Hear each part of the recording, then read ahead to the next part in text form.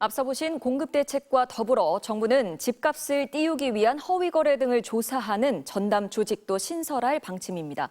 대출도 더 조여서 당장 내일부터 서울 강남 3구와 용산구의 LTV 한도가 기존 50%에서 40%로 낮아집니다. 문다영 기자입니다.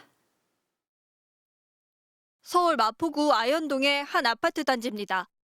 지난 6월 이 아파트 전용 59제곱미터가 18억 6,500만 원, 신고가의 매매 거래 신고됐습니다. 그러나 이 계약은 8일 뒤 취소됐습니다.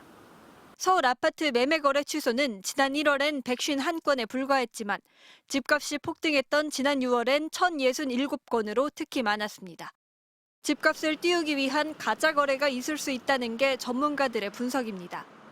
계약서도 없고 증빙자로 제출도 요구하지 않는단 말이에요. 그러다 보니까 이해 당사자하고 둘이 신고만 하면은 그 다음날 즉시 실거래가 사이트에 공개가 돼요.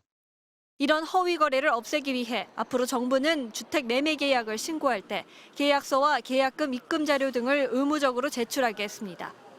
또 국토부와 국세청, 경찰청 등으로 구성된 부동산 범죄 수사 전담 조직을 신설해 불법 이상 거래에 대한 조사도 강화할 방침입니다.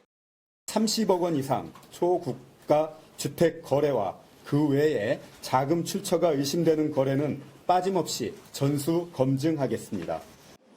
금리 인하에 대한 기대에 안정을 찾아가고 있는 부동산 시장이 다시 들썩이지 않도록 대출 규제도 더 강화합니다.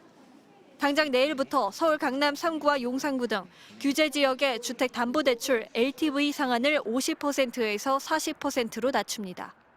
다만 627 규제로 수도권과 규제 지역은 대출 한도가 6억 원으로 제한돼 있는 만큼 영향은 제한적일 것으로 예상됩니다.